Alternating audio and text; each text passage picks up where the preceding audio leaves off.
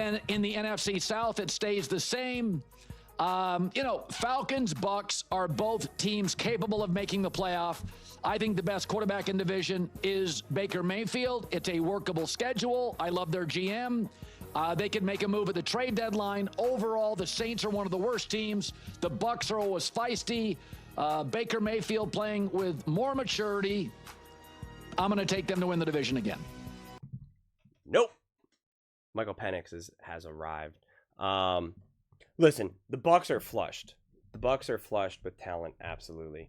But I'm actually concerned about them losing their offensive coordinator, Liam Cohen, going to Jacksonville Jaguars. And I actually care about coaching, and I don't pick and choose when I think coaching is important. I think it's important for everyone, which you could then make the argument, do the Atlanta Falcons have the right coaches in place? That is a legitimate question mark, and I totally concede that. But I think this Falcons offense has the chance to be potent. And Michael Penix is locked in, man. I mean, like, he is so mature beyond his years. Like, Colin's talking about a mature Baker because he was so immature before. Michael Penix was born mature. Michael Penix Jr. was born ready. So I'm excited to see what this Atlanta Falcons team can do with Michael Penix. And if they started Penix last year, they win the division. That's not even up for debate. It's not even remotely controversial because you could even give Penix a couple terrible games. You already had them with Kirk Cousins.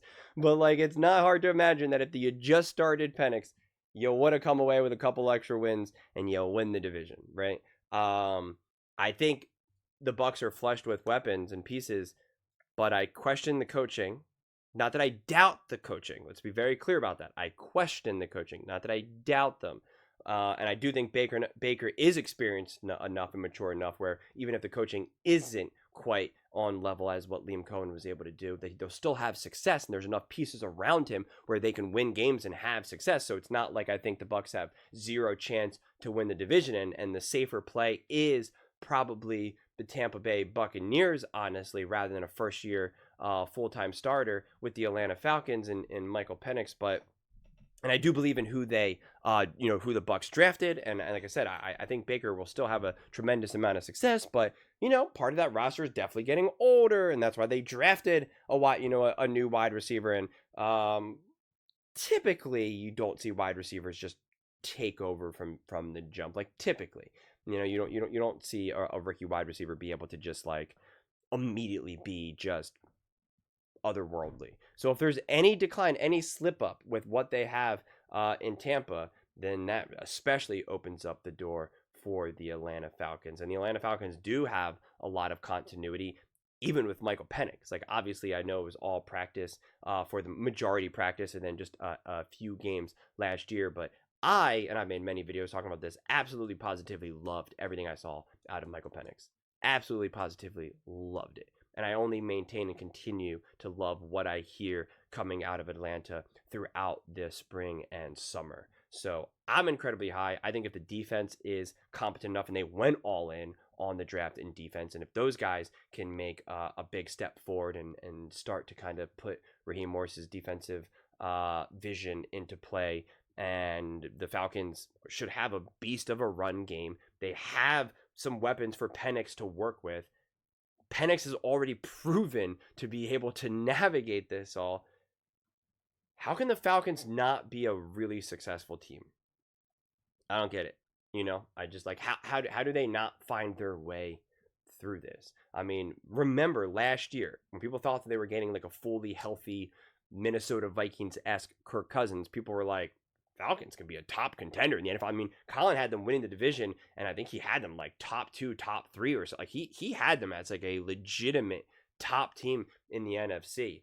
And now they're not even making the playoffs with a quarterback who should be a lot better than what we saw out of Kirk Cousins. A lot better. And quite frankly, I mean, listen, he's a young player, obviously, so there's still going to be room for him to grow and develop. But like, he's not going to obviously have the experience and the know-how and be able to really understand the nuances of the game as a fully mature, 10-plus season veteran of a Kirk Cousins. But considering what you were hoping to get out of Kirk Cousins when he was coming off an Achilles injury, it's not so much of a stretch that from an actual talent standpoint, now not experience, and again, understanding all the ins and outs of an NFL game, but just from a talent perspective, it's not hard to imagine that Michael Penix in year 2, you would be getting that same level of talent that you were going to get of a Kirk Cousins at that point in his career. So if you thought that bringing in that version of Kirk Cousins was going to make this team great,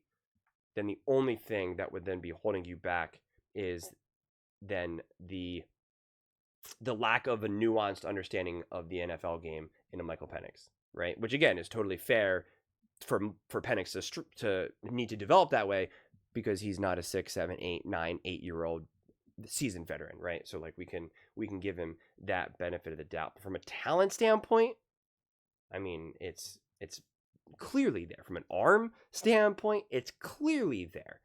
Decision making, executing the offense, understanding when to check the ball, like I don't know, just any of these other little nuanced things. It's like, okay, yeah, we'll see. Is he aggressive at the wrong times? Is he not aggressive? Is he holding on to the ball? Like those are all things that we didn't get enough of a sample size to really explore what some of the issues Michael Penix would have to work on within the confines of being an NFL quarterback.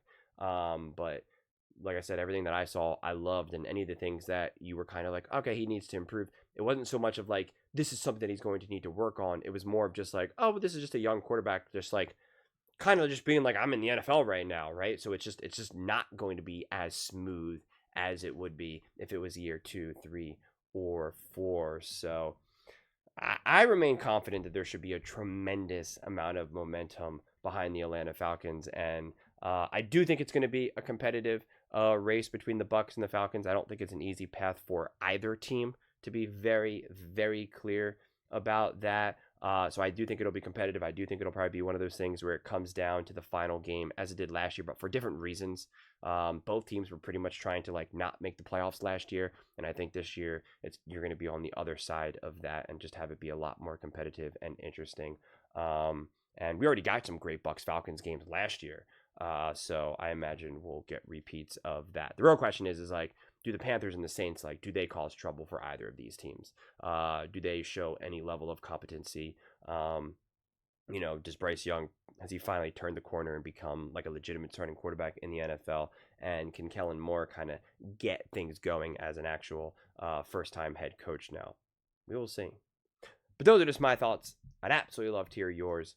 What do you guys all think about Colin's NFC South prediction of the Tampa Bay Buccaneers coming in first, the Atlanta Falcons at number 2, Carolina Panthers 3, Saints 4, and the Falcons not even getting in the wild card? Let me know in the comments below. I read every single comment, so whether you agree with me or disagree with me, either way, let's get in some discussions, let's get in some fights, but ultimately, let's just have some fun. And please do consider subscribing. We are building an amazing community here, and I absolutely love to see you part of it. I want to build something that we all generally feel connected to, something that we're really excited to be part of. I think we're on our way to doing it. Please don't forget to give this video a thumbs up, as it really does help with the visibility and the algorithm. Thank you so much. See you next time.